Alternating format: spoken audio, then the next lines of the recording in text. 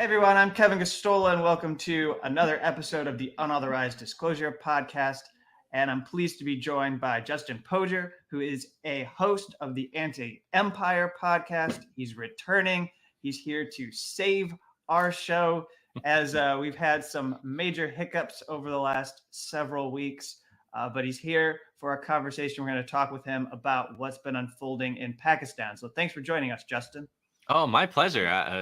Saving this show is a very important mission for me. So, Well, you do great work with your show, and I know you did your own episode on your podcast discussing what's been unfolding in Pakistan. I think for a lot of people who have seen this crisis, there may be this basic question on their minds of what is even happening in Pakistan. There's a lot of upheaval, and owed to the failure of our mass media, especially because if you've got one foreign crisis, you have to hit that foreign crisis. It can't Right. compete with a second or third foreign crisis. So they Right. typically have to choose. And obviously, they're not pulling away from the war in Ukraine, even though there might be some things, some elements unfolding in Pakistan that we could tangentially relate to Oh, I think what so. we're seeing geopolitically with between Ukraine and Russia, or Russia versus U.S. and NATO, which we can get into. But just to start, it's my understanding, as we set this up, that Shehbaz Sharif, the younger brother of Nawaz Sharif, is now to be the prime minister, the leader of Pakistan. Of course, you have the issue of nepotism there because he comes from a family. Nawaz was prime minister 3 times in Pakistan. And then, of course, Imran Khan was the leader of Pakistan, the elected leader of Pakistan, and he accused the United States government of a conspiracy to topple his government. And then you saw a mobilization. It seems like this kind of unprecedented mobilization among opposition parties against him. And he says that, according to this purported letter, which has been reported in the New York Times and other outlets, that there was a former Pakistani ambassador to the U.S.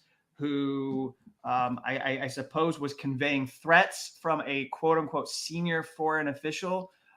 There's many more details to learn in the coming weeks and months about what this happens to relate to. But it's clear that all of a sudden this coalition formed and he was tossed from power. So why don't you get into your understanding of what we've seen unfold over the last week, 2 weeks or so? Yeah. You have the picture as I understand it as well. So, parliamentary systems, not like the U.S., but Canada, I believe Australia, the U.K. All of these former British colonies that had some kind of negotiated end to colonialism, like Pakistan and India had. They're based on a system where the majority party forms the government. So if you don't have a majority of seats, then you don't get to form the government. And there are we're in this kind of age of minority governments where there are coalitions of parties. So Imran Khan's party, the PTI, did not have an absolute majority in parliament. It's hard to get a majority in parliament now. And so his party included, or his ruling coalition included lots of smaller parties. And then there was an opposition. So when according to the way that he tells it, members of the PTI, members of his party, were visiting the U.S. embassy and came out, as well as the smaller parties, and then they started working towards a no confidence vote, which means that the ruling coalition would no longer have a majority, and then the opposition would get the chance to form the government. They tried to hold this vote various times, and Imran Khan and the Speaker of the House, which was a supporter of his, delayed it. And then eventually, what happened? They tried to force it, and Imran Khan at that point said, "Listen, this is a foreign conspiracy. There's various forms of evidence for it, and they stopped the vote from happening. They dissolved the parliament, and Imran Khan said, if you want to get rid of me, you're going to have to do it in an election, which, reminds me, I think Corbyn did something similar during what it was the so-called the chicken coup, I think, a few years ago. And he was also ousted. He was never prime minister, but yeah, there was he was aiming for an election, and then the Supreme Court, as well as the army, the Supreme Court convened and said no, that was illegal to stop the vote. It was illegal to it was unconstitutional to argue that there was a foreign conspiracy. We have to hear that, but in the meantime, the no confidence vote happens. And there was some extraordinary things where the Supreme Court opened at midnight to force the vote, and all kinds of things that were for a body that's taking a stand on the Constitution, seemed pretty sleazy overall. And then the army also made a statement saying, we're not gonna do anything if the no confidence vote succeeds, which is kind of a message like, let's get rid of this guy. So when that happened, the no confidence vote happened. Imran Khan, when the Supreme Court made their statement that it was all illegal, Imran Khan said, I will respect the vote, but this is, it's still a conspiracy, but I respect the Supreme Court, trying to, argue that the institution, kind of protecting the institutions is more important than trying to defend against a coup. But then they had, like you mentioned in your intro, immense demonstrations, like really, really big demonstrations all over the country that happened immediately. And then again yesterday, on the 13th Pakistan time. So it's been, the story is far from over. The government is now trying to, the incoming government is trying to do all kinds of things to erase, Imran Khan, and I think they're going to try to prevent a new election from happening anytime soon, because I figure if they can hold on for a long time, maybe this will blow over and they won't have to face the anger of the people for getting themselves installed in such a sleazy way. So a couple questions about Imran Khan. I mean, first of all, when we read that Imran Khan was defiant, in the same way that we typically see that word used when a leader of, let's say, a Latin American country or even an African country decides that they're going to hold on to power and perhaps stand up to the United States. And if we just go ahead with the presumption that the U.S. was involved in pressuring this no confidence vote, or putting pressure on people to support this no confidence vote, then Imran Khan is defiant. Imran Khan is defiant against the U.S., but the way that it's presented in the press, Western press, is that he's defiant, it seems, against the laws or norms. And as far as you can tell, is there anything that Imran Khan did that was illegal or inappropriate, or was he within his power to do everything that he did in Pakistan? Do you have any basic understanding? Like, when you read what is coming out, do you go, oh man, you definitely stepped in it and you should have been more careful?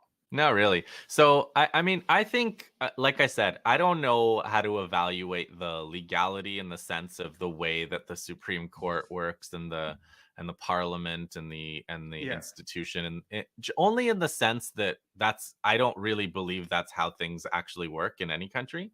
Sure.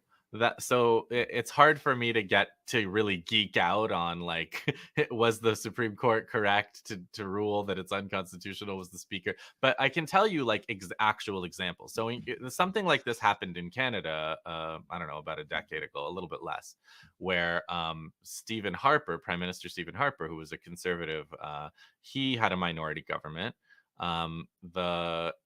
The budget was coming down, and the Liberals, who were in the opposition, they basically telegraphed that they were going to do a non-confidence vote, which he would have lost.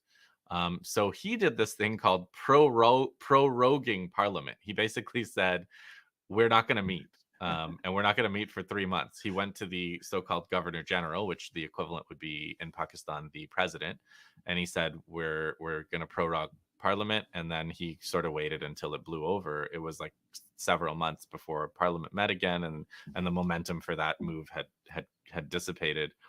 And it was also clear that it would have been very unpopular by then. So Imran Khan had, I think he obviously by the by the demonstrations after the fact, I think he would have had a lot of popular support to do something like that. But the Supreme Court said he wasn't allowed to do that specifically. The Supreme Court said no proroguing. None of these things are going to be allowed. So the Supreme Court, working with the army, did a fair amount to, I guess, checkmate most of the legal moves that Imran Khan would be able to do. And because the Supreme Court, has been set up as the arbiter, I think they've spent a lot of credibility now taking this stand, but I guess they won in the end. So the way I see it is less as like one side or the other is so not supporting the institutional integrity of the institutions. I think all of those have suffered through this process, but I think the opposite. I think from my perspective, it's the opposition. If you, whether you think of that institutional thing as a facade covering the brutal rule of the army and the economic elite and the empire, or you think of it as an important check and balance, either way, I think the opposition has damaged it, and the Supreme Court has damaged it, and the army has damaged it more than Imran Khan has by trying to stay in power. Okay, and so pulling back, I'd like to ask you what your assessment is of Imran Khan as a political figure, because he does seem to have this kind of, well, he definitely was a celebrity before he was elected in Pakistan. And I'd like to get your view on what you think he represented. He's still extremely popular, it would seem, in the country, but yet I've seen this backlash, even among people who I would expect to understand that there was some potential meddling in the country, and that what happened to Imran was, not entirely a crisis of his own making. Yeah. And I'll add just into this question the fact that it's not really related to this core question about, who is Imran Khan and what he represented in Pakistan politics, or what he does represent. But it's just worth noting that while this crisis happens, there is a lot of destabilization geopolitically right now of the economy, with, I think it seems like 50 to 75% of the world has key fundamental questions facing their governments right now about how they're going to provide for the basic human needs of their people. Yeah. And it's not Imran Khan's fault necessarily that those issues have been presented to him. I mean, it's not like he is responsible for the war that started between Ukraine and Russia, or US, NATO, and Ukraine and Russia. Yeah, I completely agree. So the question is, how do we assess Imran Khan? So Imran Khan is elected in 2018. He inherits, what does he inherit? He inherits an Afghan war, which basically Pakistan has been the biggest player in since 1979, since 1980. I mean, the jihad against the Soviet Union was organized, run from Pakistan by the Pakistan military for 40 years. When the Soviets left, the Mujahideen were sponsored by Pakistan. When the Mujahideen were overthrown by the Taliban was sponsored by Pakistan. When the US came and occupied Afghanistan, Pakistan supported both the Taliban and the U.S. occupation. They were feeding the U.S. occupation. They were, they had various contracts to supply the U.S. occupation. And then when the U.S., so that's what that's what Imran Khan inherited. On the foreign policy side, I think the Afghan question is huge here. On the economic side, there's also however many years since independence, it's been, U.S. influenced, IMF, structural adjustments, austerity, and a not at all independent economic policy that Imran Khan inherited. So there's a question: if you didn't come to power in a socialist revolution, but you came to power in some kind of election as the favored army candidate, which everyone says that Imran Khan was, what could you do, and how much can you do? What did he do? What he did, I don't know whether he did it, but I know that after 40 years, the U.S. finally being ousted from Afghanistan happened under his prime ministership. I know that, and again, that I think is the biggest thing that's happened, in the world. Like, people forget that this is actually the ending of something, that an occupation that was 20 years, a U.S. program that lasted at least 40 years. And it was the U.S. in the heart of Asia, right? It's an occupation at the very center of Asia, from which the U.S. had the power, all kinds of powers, to do all kinds of mischief.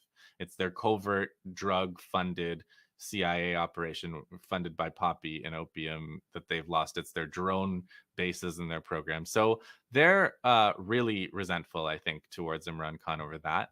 And from the Pakistan establishment's perspective, the army, I think they wanted the war to go on forever, just like the U.S. Like, they didn't want to win, they didn't want to lose. There's like a lot of contracts, a lot of money, a lot of covert things going on, that they oriented towards. And so that happening that way, and it just being over all of a sudden last year, I think the Pakistan military was upset about that. And so these are the things, did he, again, like, was there a land reform? Was there a welfare state? No. But there was Pakistan traditionally, again, since the Afghan jihad in the 80s and the dictatorship of Zia-ul-Haq, arguably, you could make a case that there was some interference even before this, but at least since Zia-ul-Haq in the 80s, Pakistan has, China was involved in that. China was supporting Pakistan and the US and Saudi Arabia against the Soviet Union. And so the Pakistan military doesn't understand why they can't all get along. Look, China, the US, Saudi Arabia, and Pakistan were all allies to occupy and destroy Afghanistan. That was a good thing. They had a good thing going. And they don't understand why that should be over. They want to be friends with China and the US. And they felt, and they've said as much, that Imran Khan was tilting too much towards China.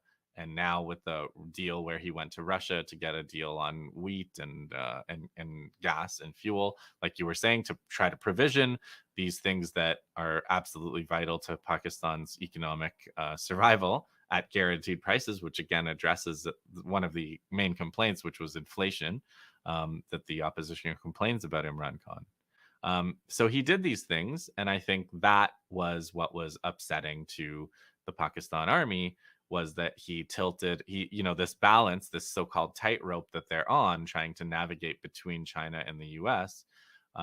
They feel that he went too far in the other direction.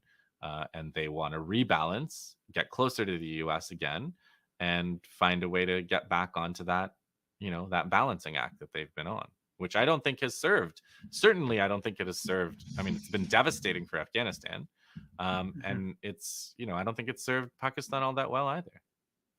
And this gets to the questions and many of the issues that you deal with regularly of empire. And when you think of Asia, obviously the slogan or term, if you want to call it that, was this Asia pivot that was going to be the focus of the U.S. government.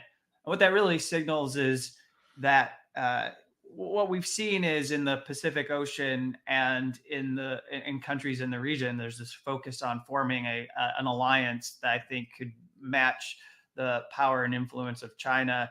And that way, it looks like they want to have something similar to NATO for that region, that they would be able to wield. Because NATO's working out so well right Yeah, I now. mean, when you look at their record, they're really batting like an amazing average right now. When you look at this, they are.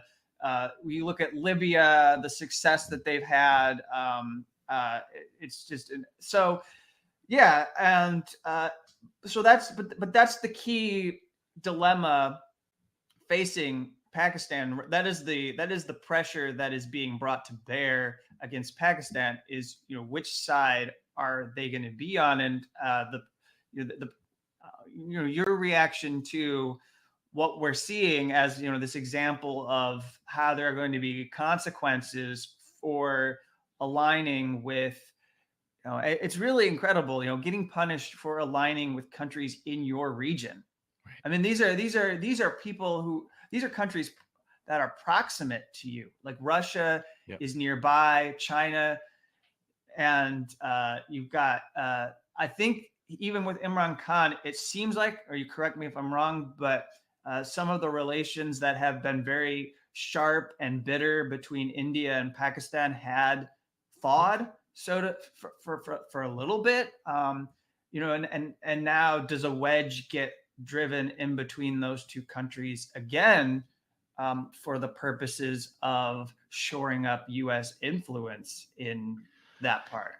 Yeah, I mean that's an interesting one because it is like a real domino effect in the sense that Pakistan is always oriented towards India. Like it's always oriented towards making sure that India can't take more of Pakistan or invade Pakistan or like that. And that's also why the Pakistan army wants US weapons, because they figure, India has Russian weapons, we want US weapons, and there's like India and Pakistan compete just for weapons, right? Like, so India also wants weapons contract. There was a big deal with F-16s, like who's going to get the F-16s.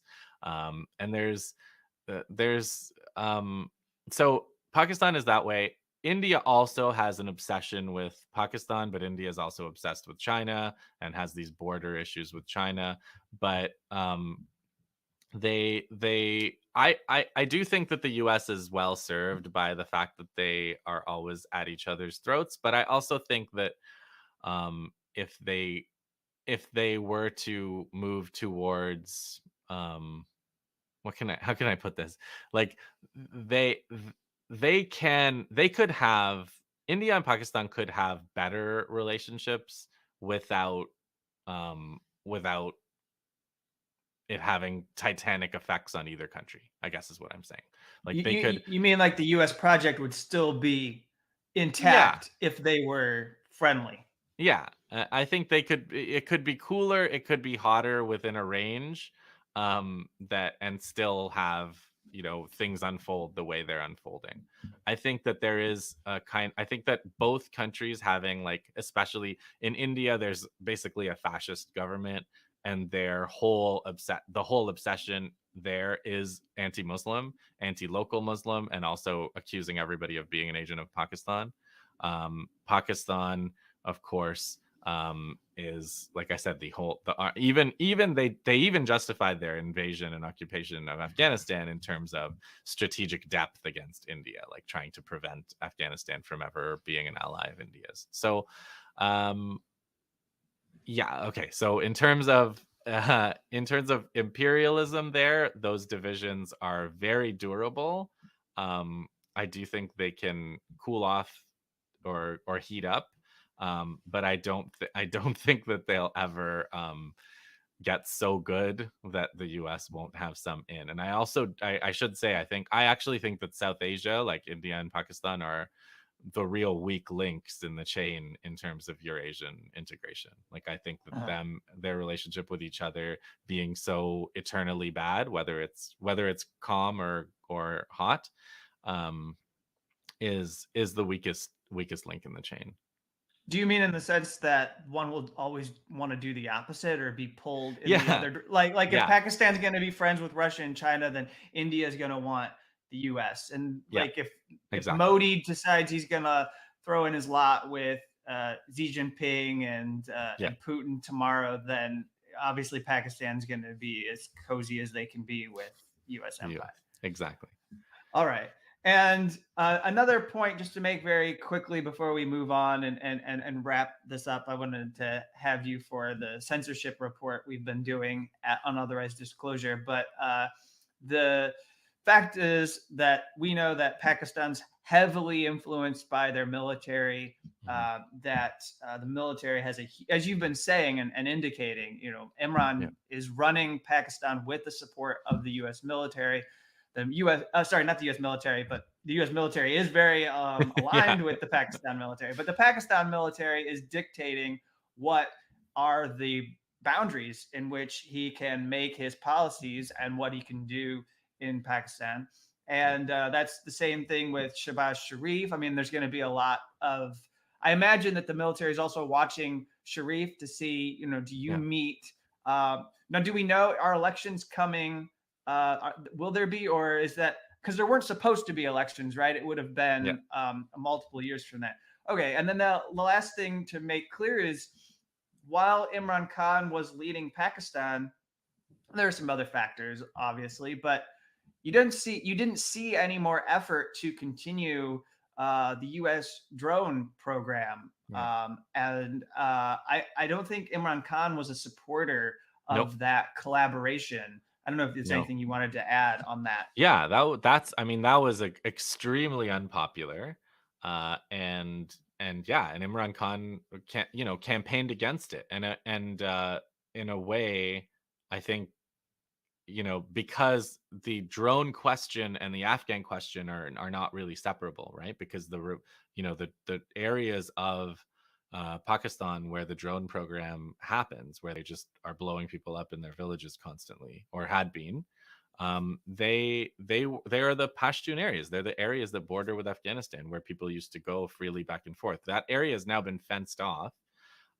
which is part of Pakistan's argument to the U.S. that they don't need the drone program anymore. Thank you. We'll handle our own security. So they kind of did a bunch of things as a way of complying, but also as a way of getting rid of that drone program. They stopped the drone program, I think, before Imran Khan, just because it got so unpopular that it was just impossible to maintain. But this is another case of when Afghanistan when the Taliban took over and the U.S. was ousted from their occupation, I think there was a U.S. desire to get the drone base back that they had lost years before, and Imran Khan said, no, we're not going back to that era of U.S. droning whoever the hell they want in Pakistan whenever they want.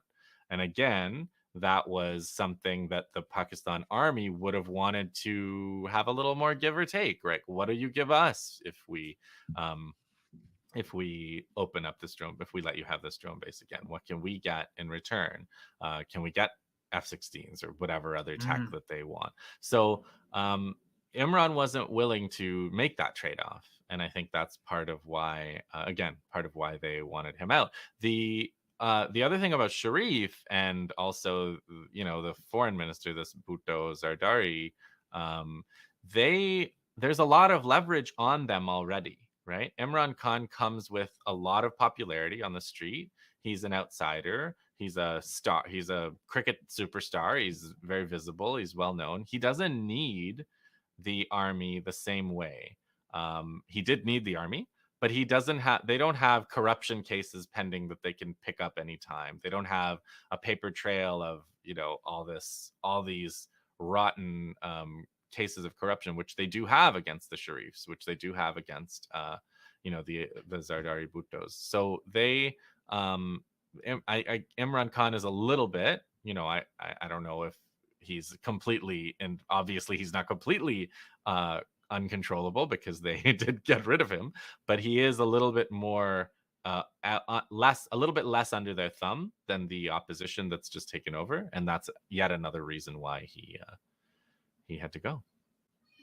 Yeah, and so I suppose as we leave this, we can't really expect that this is the end when it comes to Imran Khan. I mean, there's no indication that he's just going to give up, and with all that popular support, we would expect that, between you and me, we could be talking about this next year or 2 years from now, because it does look like it would be a long fight. He lost this round against whoever these forces are that orchestrated it. And it could be just the U.S. It might even be like a Western coalition. We don't really know who the interests are. But obviously, I guess Imran Khan's not going to go quietly and be just a silent. I mean, it's not like he's going to go back to being some, I don't know, boutique liberal in Pakistan. No. Suddenly pop up in the UK and just live in some other country as an exile. Brand Instagram influencer, brand ambassador. Imran Khan, the Instagram influencer. Yeah. All right. So on Unauthorized Disclosure, we've got this censorship report we're doing every week now, because there's always these casualties on social media. Not like in real life, these people aren't dying, but the censorship environment has become very intense. I don't know. We haven't talked to you since I haven't talked to you since the invasion of Ukraine started, but it does feel pretty existential for a lot of like independent media voices. You got to be very careful about what you're saying. And once narratives are calcified, if you go against them and they've become what is the accepted norm, then you could be tossed if depending on how effective you are in getting your messages across. So here, I'll just pull up our slides that I have. And I'll try not to get you in trouble, because I know that we don't want you to like have any repercussions because I'm featuring these voices that have now been censored. So this is a who's gone down this week. This is kind of a thing like that. So it's hard to see that. It's hard to see this, but we're talking about Pepe, and I mostly just have this on the screen for me. But he sent this tweet out that got him caught. Pepe Escobar is a foreign correspondent who's actually been writing op-eds for at least a couple decades, I think, pretty close to 15 or 20 years, if not longer. He's been a figure who published online for some time. And he's openly against the United States empire, and has been pretty boastful about what he thinks are Russia's successes in the war in Ukraine. What he sent and what he shared was basically to say that the vast Azovstal underground, complete with 3,000 Azov neo-Nazis, will be disinfected with Shmel, a certified highway to hell thermobaric flamethrower confirmed by the DPR's Bassarin. Mr. Shmel is extremely chirurgical, and he takes no prisoners. This was the offensive tweet. And it was labeled as something that was targeted harassment, or it violated the abuse and harassment policy of Twitter. He said this, he could not wish or hope that someone experienced physical harm. So I suppose they're saying because he was hopeful that Nazis would burn, that there's something wrong with that. But I don't know. I mean, I think when we're talking about war and we're talking about the capabilities on either side militarily, he's sympathetic to what this operation is. But we're getting into very sticky territory if you're not allowed to make that kind of an expression on social media. I mean, it's preposterous. I mean, if you've seen the way people write about killing Russians, I mean, there's instruction manuals on killing Russians. There's people saying all Russians are, to blame for this. It's not Putin, it's Russia. Like, there's all kinds of and of course Facebook and I guess Twitter all change their rules to make it okay to hate Russia specifically. So it's this is all very disturbing. I mean, well, on the left, you're allowed to want to punch them, but we can't flamethrow the neo-Nazis, I guess. Yeah. I mean, and I looked up the word chirurgical. I guess it's an obsolete term for surgical. That's what one of the dictionaries said. So It's extremely surgical is what he's saying. So he's basically saying it's going to kill the Nazis and nobody else. Well, they were surrounded in Mariupol, Yeah. and and then with the loss of voices like Pepe and others, because we've seen ASB military removed. Yeah. Then we're going to get to a couple other examples from the past week. But then what happens is when the Azov Brigade does what they did this past week, which I jumped on because I was panicked and I thought we might be seeing a repeat of what Rania and I have covered extensively in Syria, where these chemical attacks happen. It's actually a jihadist group that is trying to turn the equation back to one that is favorable to winning U.S. support. They tried something. It didn't go anywhere. They claimed that a toxic substance had been deployed by a drone, and then 24 hours later, it just went away. Nobody cared. And so, and I mean, there's the whole like so-called false flag attacks, which people like Pepe Escobar or ASB military, are always on top of. But the other thing I noticed is it's like this week was a purge, especially of people who think Russia's doing militarily well. So I found the pattern of, Pepe is very much a believer that Russia's winning the war. Scott Ritter believes that Russia's winning the war. And ASB military believes Russia's winning the war. So they're trying to get rid of people who have that view of the war, which is very interesting because it's like these people are quite analytical. You're right that Pepe in his tweets is sort of like, oh, isn't this cool? Isn't this weapon cool? Whatever. Lots of people worship weapons on Twitter, military Twitter in particular. But the view that they have that seems to be that they're trying to get rid of is specifically like the question of who is succeeding in the war. Right. Yeah. And this was a big week as far as the Russian side, because for the first time in a while, Vladimir Putin came out and made that speech to basically remind everybody of what the goals were and that he actually believes that they're achieving their objectives. Yeah. And I'm not really here to judge whether that's true or false. I don't actually know.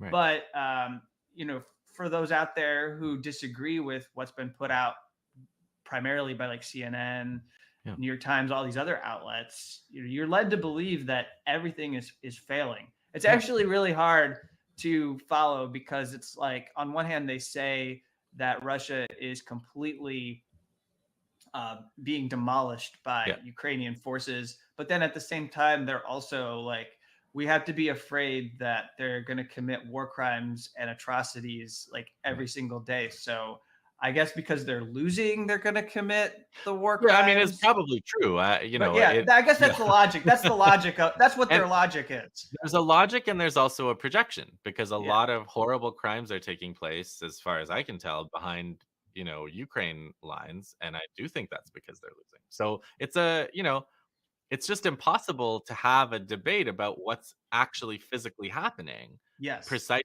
because in the West, you cannot see these perspectives. And if you wouldn't have found Pepe Escobar in a search, right? You would have had to see someone who links to him, and then you would follow. The same with ASB.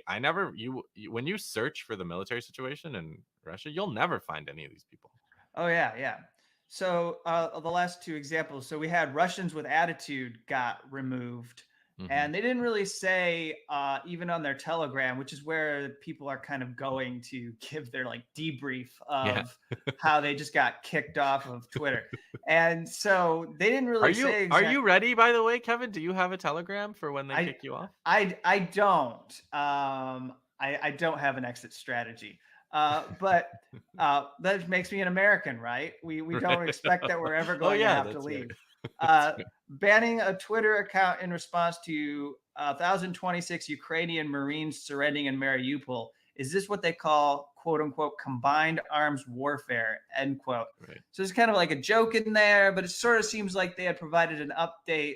Again, like you said, the narrative suggesting that Russia is winning is what's being purged from Twitter. So then the larger comment was that it was inevitable the quality of our reporting was too high for this platform. Our translations of primary sources were too inconvenient. And actually, that's been something that has been removed. Anytime you've been providing translation of Russian sources, that's what ASB military was doing.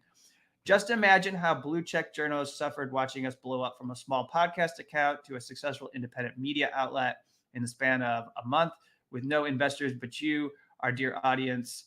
And all right, so then just to point out what they are, because I wasn't very familiar with them. They've done these podcast shows that they say are about world history, philosophy, politics, and then arcane thinkers. So it's not always, it seems, about current affairs. They've gone back into history of and Russian history, and you're laughing. So is there something I it's should not say about them? No, only that they're not lefties, right? Like, yeah, that's all. Whatever. Well, yeah, and that's the other thing is, like, people are being purged who don't share our politics, but like what they're expressing, it's enough to turn your head because you go, well, like, that's a thought I have. That's something that's something I'd be ready to express. I'd be ready to something that I want to yeah. know. Like, I want to know what, like I said, like I don't just want to know what leftist Russians think. I want to know what all Russians think. I want to know what Russians are thinking right now, and I want to know what Nazi Ukrainians are thinking right now. Of course, that's no problem. Those perspectives are widely available to all of us. And then this was so this is Scott. This is Scott Ritter, and he's got a full column. We won't go into all of it. I'm actually going to play a clip of him describing what he happened as like the way to conclude our show in this segment. But I know you interviewed Scott. He has quite a lot of military expertise. Maybe he doesn't know exactly what's happening, but he can look for a lot of clues in videos and images that we wouldn't immediately recognize. Things like what got him in trouble was his alternative viewpoint about what happened with Bucha, and the fact that he noticed these things like the white armbands that the dead were wearing, and what that might signify. So anyways, he got in trouble. He was purged, and then he got his account back, and then he got kicked off again. And he says, I'd just like to take a moment here to read what this was that a part of what he wrote here, because it's very good. He's very clear in laying out all of the steps that he took to make sure that what he said was grounded in something. But this recent thing that got him kicked off, again, this goes back to, any of us could be expressing this and we could find ourselves purged. Absolutely. So he found that this person had so on April 9th, he woke up and found that he had been suspended again, and that on April 3rd, also he said the offending tweet went back before the original alleged rule breaker. So somebody's combing through Scott Ritter's account and going back to see what else. Looking for purgeable material. Yeah. And he had responded to, he says, Matt Gallagher, an Iraq War veteran turned author who has a handle and tweeted out something that's since been deleted. So we actually don't even really know what Gallagher expressed. And the response that he gave was, the Marines murdered more Iraqis in Haditha than the Russians killed Ukrainians in Bucha, for the simple fact that Haditha wasn't a case of false flag mass murder. Bucha, on the other hand, and then he was accused of violating those rules. And he told Twitter, the tweet you singled out is a response to a tweet since deleted. And he also said, my understanding is that Matt was making the argument that the U.S. has not engaged in acts of violence against civilians similar to what Russia had been accused of in Bucha. My response, which you have flagged for suspension, points out factually that the U.S. Marine Corps had actually murdered more innocent civilians in Haditha. My tweet inadvertently left out the word murdered. I then pointed out that the Haditha case had actually been prosecuted, meaning it wasn't a false flag incident.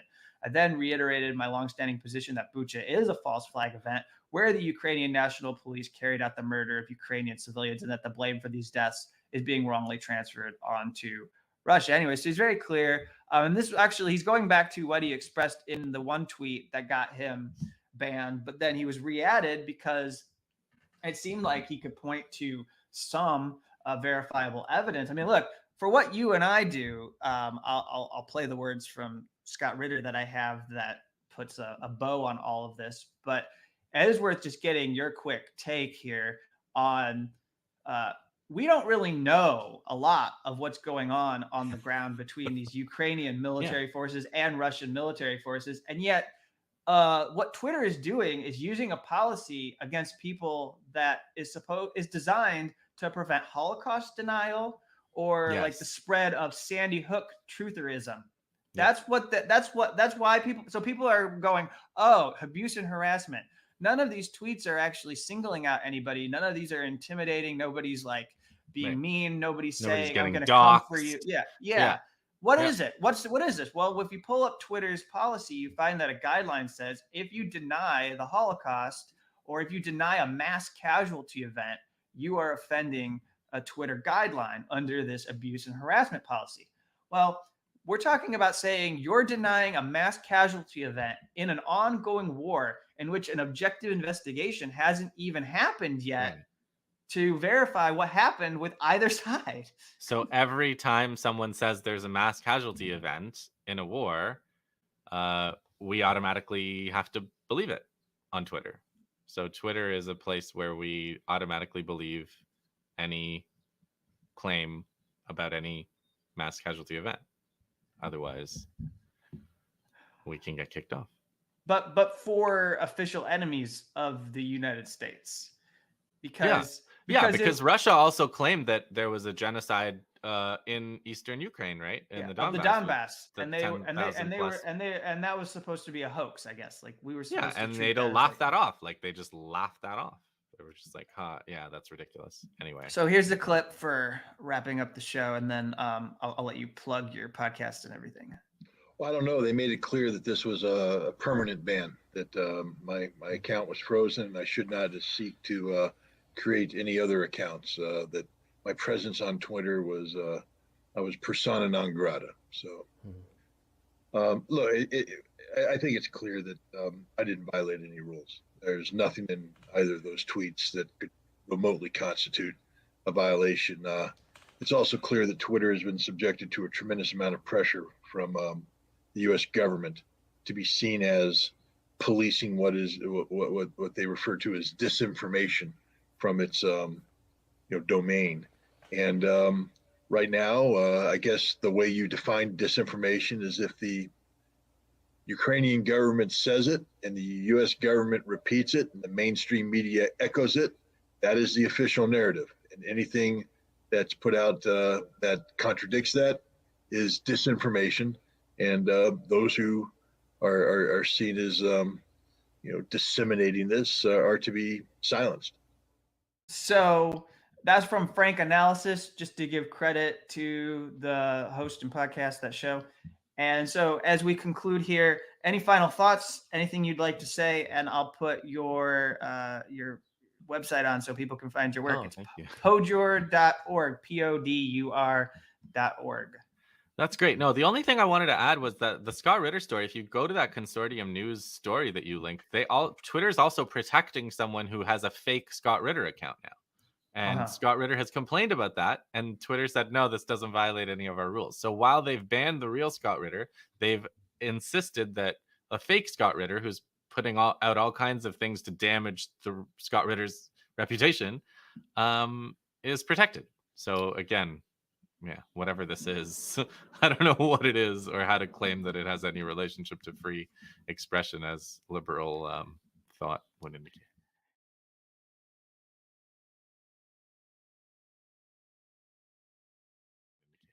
Yeah, and it's neither here nor there, but I'll go ahead and just state it for the record, because one of the things I got in response to doing a thread on Scott Ritter was like, oh, he's a pedophile. He went to prison. He was accused of these crimes. And I just would refer people to the New York Times story that even people have been sharing, which shows that he was actually caught in a police sex sting. And it's much more complicated than just somebody who had like some awful habit that, I saw that. Revolting. I saw that too.